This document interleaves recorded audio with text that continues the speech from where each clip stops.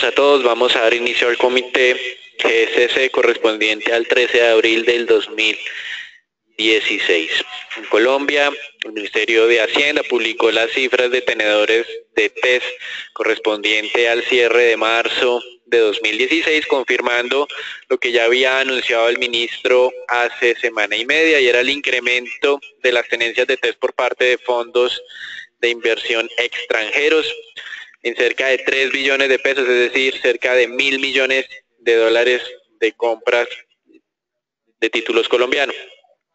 Con relación a esto, pues la participación de los extranjeros alcanza el 18,5% del total de emisión de deuda pública colombiana denominada en pesos.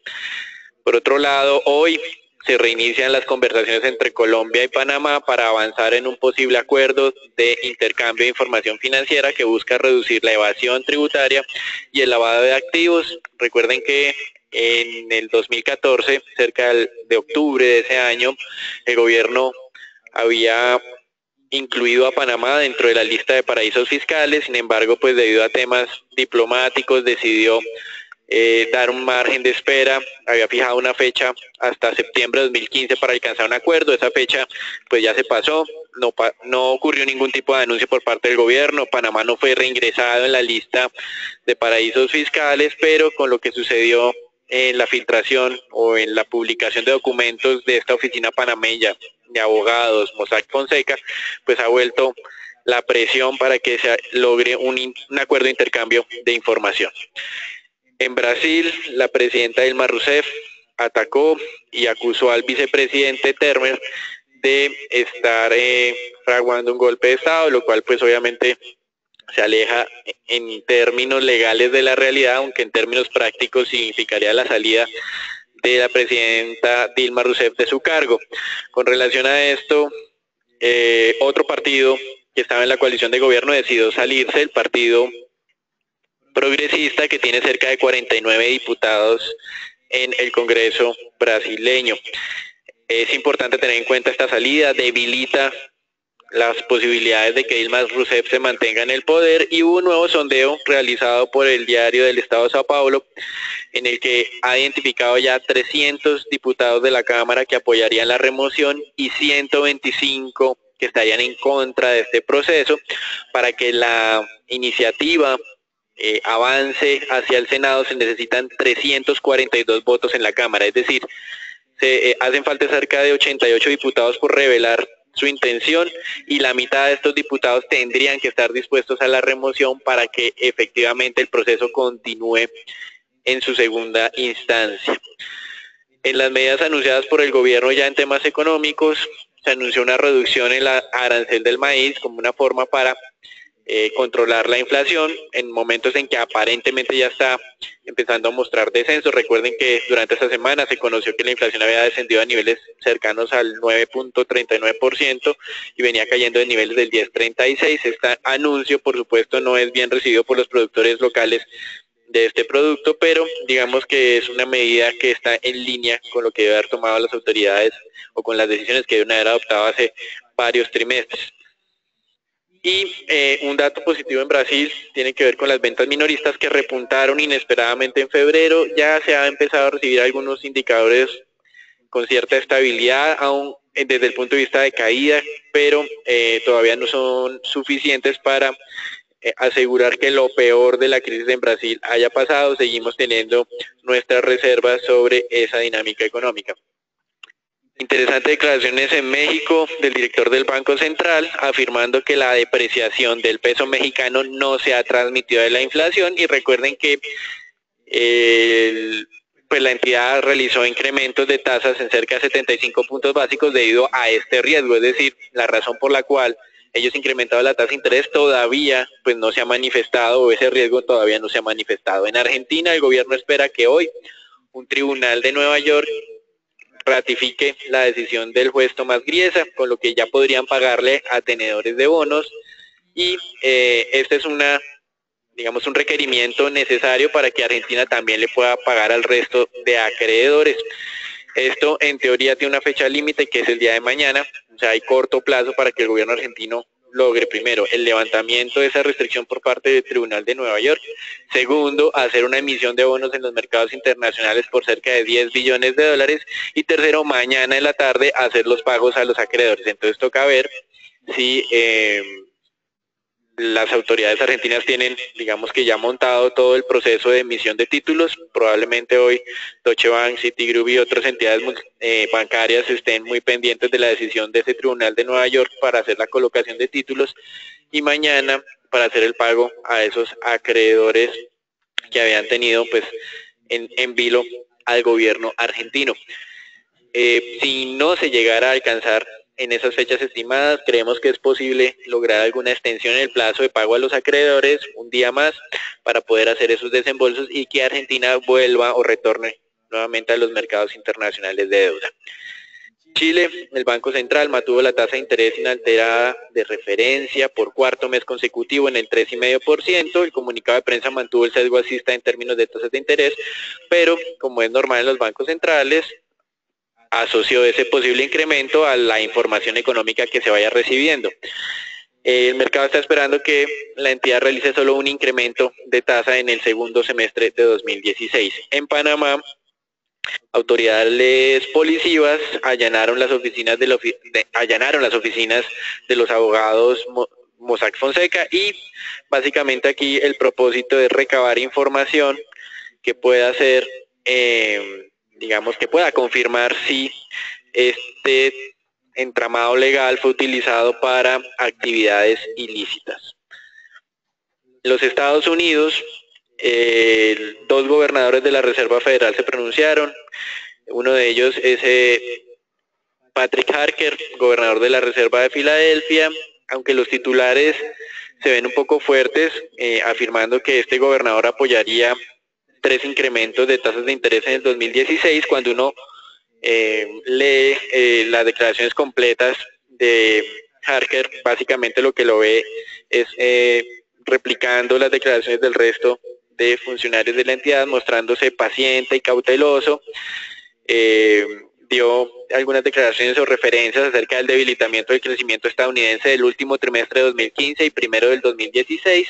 Dijo que tocaba esperar para ver si esos debilitamientos son transitorios, y en caso de que no lo fueran, él apoyaría el incremento de tasa si la inflación se estabiliza. Entonces tiene demasiados condicionamientos, y los titulares acerca de que Harker apoyaría 3 incrementos parecen un poco exagerados. Por otro lado, la Reserva de San Francisco, Williams, ha reiterado su posición de las últimas semanas, mostrando o asegurando que la economía se estaba comportando de acuerdo a lo que él estaba esperando, y que debido a eso apoyaría los incrementos de tasas en el resto de año. En Europa, Francia anunció un recorte en el gasto, básicamente porque la inflación ha estado por debajo de lo esperado, y al estar por debajo de lo esperado, los ingresos tributarios también están por debajo de lo esperado. Reiteró su compromiso de tener un déficit fiscal del 3,3% en este año y 2,7% en el próximo. Y el ministro de Finanzas alemán está mostrándose muy contrario a lo que está haciendo el Banco Central Europeo. Esas bajas tasas de interés están afectando a los ahorradores y a los pensionados alemanes, y esto podría generar, advirtió este funcionario, que al interior de Alemania empiece a crecer el movimiento en contra de la pertenencia de Alemania a la zona euro. Con relación a China, estos son los datos importantes del día de hoy. El indicador de exportaciones creció 11,5% en marzo de 2016 frente a marzo de 2015. El mercado había descontado un incremento del 10%. Esta sorpresa de crecimiento de las exportaciones, que se da por primera vez en 9 meses, está generando fuertes impulsos a la alza en los mercados accionarios. También interesante ver que las importaciones descendieron nuevamente, pero menos de lo esperado, y cuando se ve el componente de materias básicas, materias primas, se observó un crecimiento en los volúmenes, especialmente en lo que fue cobre, mineral de hierro y soya, con lo que los mercados y los inversionistas en términos generales están tomando estos datos de comercio internacional de China de manera muy positiva. Hay una advertencia que están haciendo los analistas, y dicen que ese crecimiento de exportaciones responde en su mayoría a un efecto estadístico, a un efecto base, por lo que deberían esperar las cifras de abril, pero los mercados el día de hoy no están haciendo caso a esas recomendaciones o advertencias, simplemente están reaccionando de manera muy favorable con el incremento de exportaciones o con el primer incremento de exportaciones en los últimos 9 meses. Por otro lado, ya se están conociendo las expectativas de crecimiento de China para primer trimestre de este año por parte del mercado y está en niveles del 6.7%, muy cerca a lo que fue el crecimiento del año 2015, un poco por debajo, y en cierta medida sigue mostrando esa diferencia e incertidumbre que hay sobre los datos de esta economía. Hay algunos analistas que dicen que la economía crece al 5.8%, es decir, muy por debajo de la meta de este año, y hay otros que se ajustan más a lo que el gobierno ha anunciado y que a la larga terminan siendo los datos publicados. Con relación a las cifras que tenemos para el día de hoy, en Estados Unidos, unas sorpresas negativas en lo que fue ventas minoristas, con una contracción para marzo en vez de crecimiento, y también un IPP por debajo de lo esperado, es decir, menor inflación y menor demanda, lo cual pues está en este momento ejerciendo leves presiones bajistas en el mercado. Interesante hoy hacia la 1 de la tarde la publicación del Beige Book, tal vez es el documento más interesante que va a evaluar la Reserva Federal en su próxima reunión del 27 de abril, donde no esperamos incremento de tasa, pero es interesante ver el tipo de lenguaje que utiliza la entidad en su comunicado de prensa, y ya el mercado se prepararía para mañana para las publicaciones de inflación al consumidor.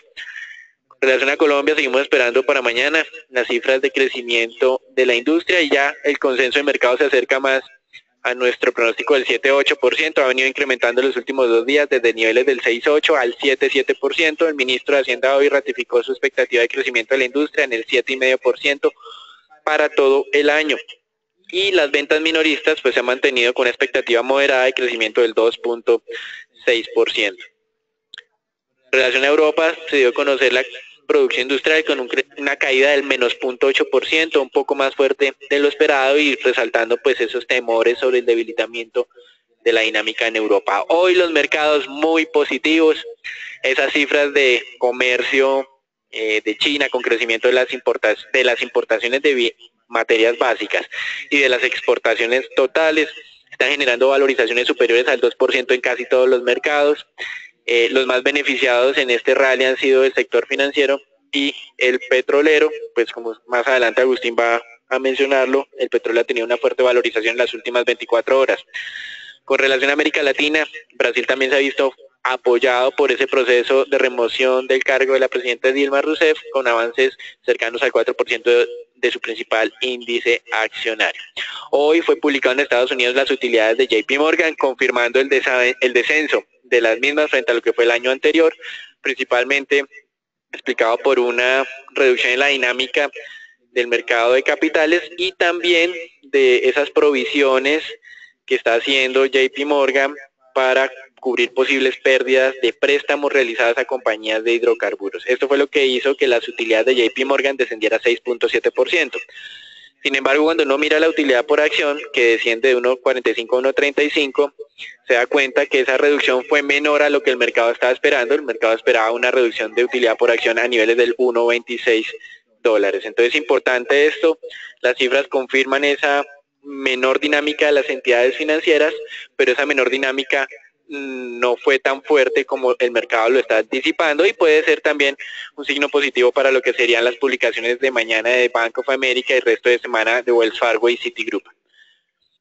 En relación a lo que ustedes están observando acá en la gráfica inferior, estamos viendo cómo probablemente hay alguna relación entre la dinámica de exportaciones de China y los indicadores accionarios de referencia en los Estados Unidos. Ese incremento de exportaciones estaría relacionado entonces con esa valorización de las últimas semanas del Standard & Poor's 500 y el debilitamiento pues estuvo en cierta manera relacionado con esa misma dinámica que tuvo el índice accionario de Estados Unidos hasta el mes de febrero. Eso es todo por ahora, los dejamos con Agustín.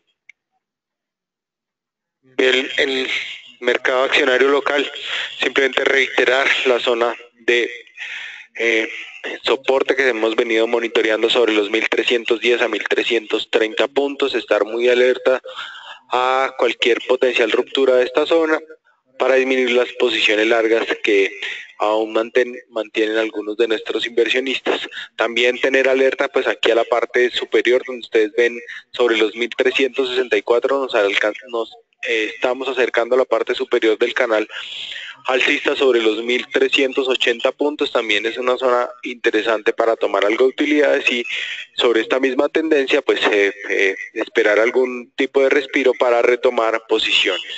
Reitero la recomendación frente al día viernes, alivianar algo de posiciones, ya que no sabemos las conclusiones o lo que definan en la reunión del día domingo. La acción que más se valorizó en la jornada anterior fue Ecopetrol, un incremento del 6.98%. Esta semana habíamos hablado algo de esta acción y de cómo podría de pronto tratar de darle fortaleza y consistencia a esta zona de soporte sobre los 1.200 pesos. Efectivamente sí se dio este soporte. Más interesante aún, este pequeño canal bajista que se estaba presentando en el muy corto plazo también fue vulnerado en la jornada anterior, y ahora la acción nuevamente entra a esa zona de congestión importante sobre los 1.400 pesos. De consolidarse esta tendencia y de confirmarse un buen resultado en las reuniones del día domingo, esta acción podría incluso incrementar su precio en la zona de los 1.400 a 1.600 pesos. Del lado negativo, la acción de Celsia nuevamente es la acción que pierde terreno por segunda jornada consecutiva, una caída del 0.51%, pero de todas maneras recordemos que estamos monitoreando este canal alcista de largo plazo, donde simplemente llamar la atención a potenciales rupturas sobre esta zona de 3.600, 3.500 pesos para aprovechar y tomar utilidades, y en la parte alta también monitorear pues la zona de los 3.700 pesos. Buenos días para todos. Iniciamos aquí con lo que es el nuevo criterio para clasificar lo que son los valores de renta variable en la Bolsa de Valores de Colombia. El cambio aquí más importante es la eliminación de lo que es la función de liquidez y la clasificación de las acciones en alta liquidez y baja liquidez. Ahora entonces se aplicará lo que es el criterio de presencia bursátil y se clasificarán las acciones por instrumentos continuos o por instrumentos por subasta. Para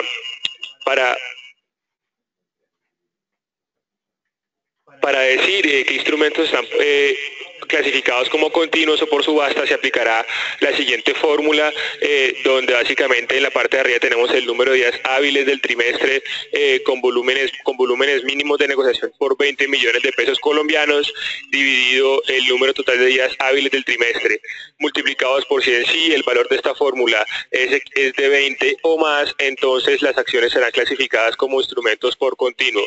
Adicionalmente, si se cumplen alguna de estas otras dos condiciones, la primera de ellas, lo que es la vinculación activa a un programa de formador de liquidez, o si los valores listados están por primera vez, o si son sujetos a ofertas públicas del mercado primario, también serán clasificados como instrumentos por continuo. De la forma de si las acciones no cumplen con alguna de esas tres condiciones, entonces serán clasificadas por instrumentos por subastas. Básicamente entonces aquí lo que serían las acciones clasificadas de baja liquidez ahora se llamarán en instrumentos por subastas, y las que eran de alta liquidez ahora se llamarán instrumentos por continuo. Habrán algunos cambios en la aplicación Extreme. Ustedes podrán consultarlo en este boletín de la Bolsa de Valores de Colombia, el cual está publicado en la parte de mercado local, boletines. Aquí ustedes pueden encontrar, digamos, un breve resumen de lo que será el cambio que verán a partir del día lunes.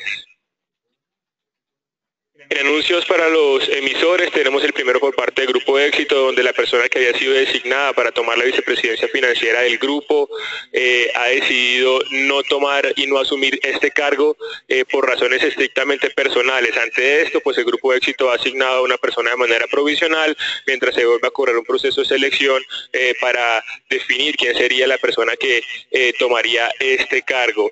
La persona que será encargada de forma provisional es Jairo Medina Pérez, el actual director de liquidez y estructura de capital del grupo. Es economista de los Andes con 2 maestrías, una en administración y otra en finanzas, y que cuenta con una amplia experiencia en el sector de retail. Por la parte Pacific, esta mañana observábamos que varios medios de comunicación aseguran que la propuesta por parte de Catalyst Capital Group ya fue aceptada y que faltan solo trámites para que el anuncio oficial de la aceptación de esta oferta se dé, en donde le recordamos aquí lo más importante para los accionistas actuales es que su participación accionaria será diluida de tal forma que podía extinguirse o verse cancelada. En cuanto a Isagen, observamos entonces aquí lo que es el porcentaje de aceptaciones de la OPA, que en estos momentos corre. El porcentaje de aceptaciones ha subido a un 5,64%, bastante bajo teniendo en cuenta pues que todavía faltan varios días. Lo que tiene que ver el mapa mundial de monedas, prácticamente todas las monedas del mundo están perdiendo terreno frente al dólar. De manera particular, el peso colombiano es la moneda con mejor desempeño esta mañana, 0.48% de valorización frente al dólar, totalmente en contravía con lo que está ocurriendo con el resto de monedas, no solo las monedas fuertes, sino también las emergentes. Por esa razón, en algún momento esperamos algún tipo de corrección en lo que estamos observando, frente a lo que estamos observando ya a primeras horas de la mañana en el comportamiento del peso colombiano.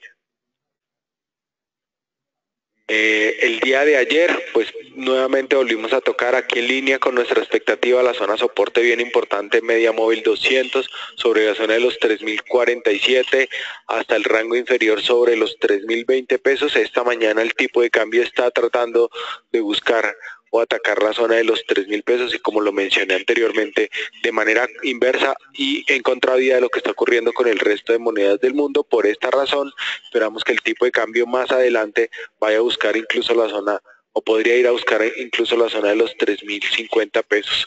Esta fuerte valorización podría obedecer a flujos puntuales de operaciones que están ligadas directamente al mercado de deuda pública interna.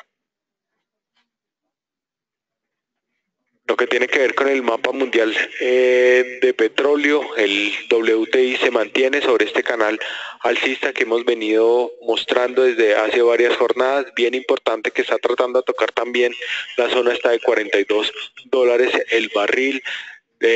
Varias noticias durante la noche anterior importantes para el desempeño, para la evolución del precio del crudo. La primera, Arabia Saudita descartó que en algún momento iba a recortar la producción de crudo durante este año. Esa noticia ha generado algo de moderación en la fuerte valorización que hemos experimentado durante la jornada anterior.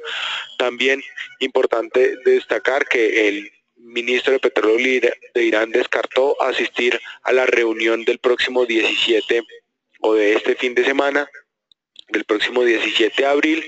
Esa noticia también está generando pues algo de moderación en las valorizaciones que habíamos observado, fuertes valorizaciones que hemos observado durante las 3 últimas jornadas.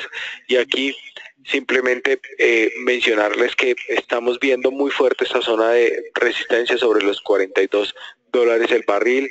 Dada la cercanía o la proximidad de esta reunión, no pensaríamos que existan noticias fundamentales que podrían generar algo de impulso al alza. Sin embargo, les recuerdo que en la jornada de hoy sí se va a dar a conocer hacia las 9:30 de la mañana, hora central del este, datos importantes en lo que tiene que ver con los inventarios de crudo o la variación de inventarios de crudo en Estados Unidos, donde el mercado espera una variación positiva de 1 millón de barriles en petróleo y una variación negativa de menos 1.5 millones de barriles en gasolina. Frente a esas expectativas, nuestra expectativa es un poco más alta de lo que espera el mercado. Nosotros pensamos que el dato de inventario de crudo en Estados Unidos podría variar entre 5 a 6 millones de barriles. Sin embargo, esta variación podría generar un impacto un poco neutral, ya que, en primer lugar, datos previos están mostrando que la expectativa del mercado, estarían mostrando que la expectativa del mercado está un poco baja, y en segundo lugar estamos viendo que el mercado está tomando en este momento y esta semana está tomando más relevancia a los diferentes anuncios o comunicados o comentarios que están emitiendo los diferentes países que van a asistir a la reunión del próximo fin de semana.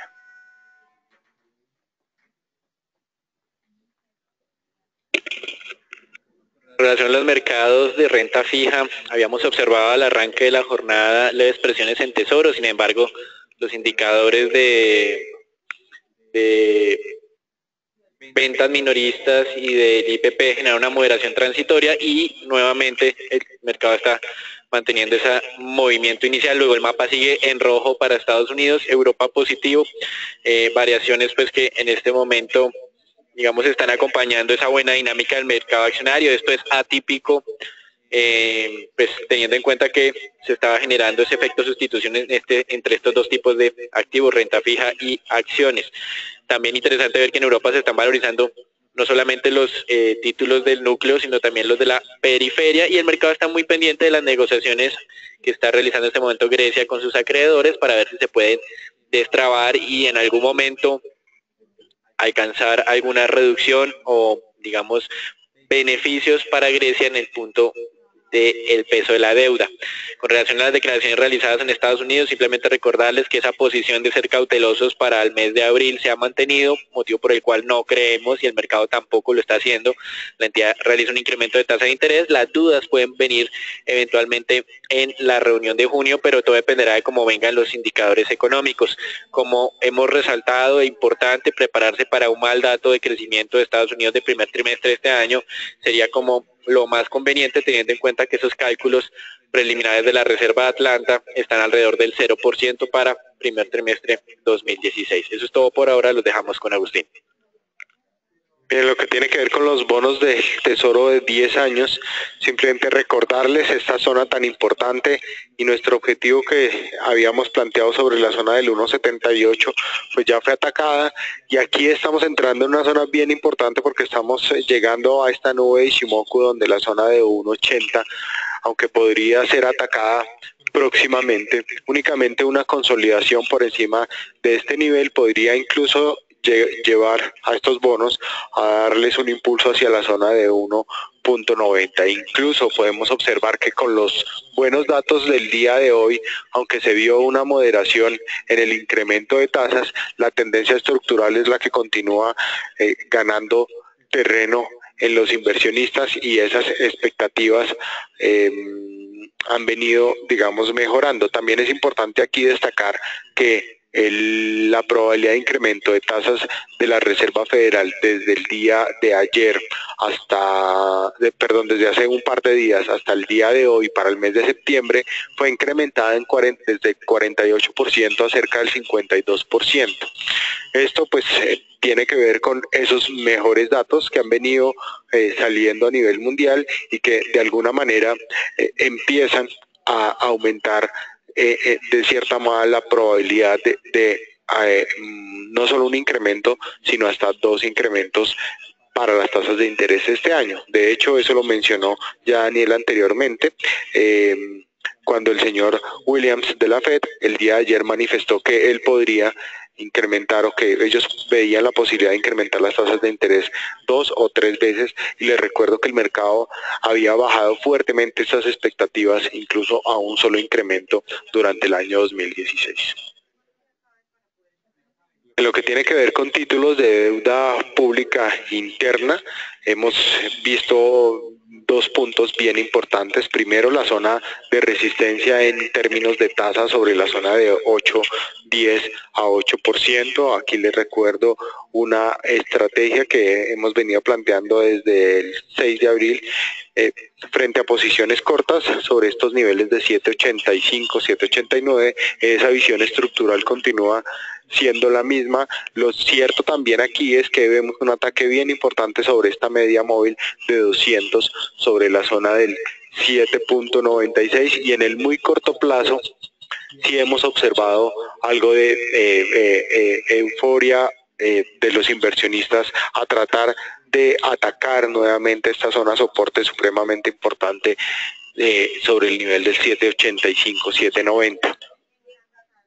Sin embargo, si este ataque no surte efecto y no es favorable, nuestra visión continúa siendo alcista en términos de tasa y aquí es decir, una visión negativa en términos de valorización de los bonos, y aquí esperamos o esperaríamos entonces más adelante, también teniendo en cuenta todo lo que ha venido mencionando Philip en términos de inflación y las expectativas del grupo GSC frente al comportamiento de esta inflación, pues que las tasas de interés deberían empezar a incrementarse hacia niveles de 8.13, 8.15 inicialmente, y más adelante en el rango de 8.30 a 8.35.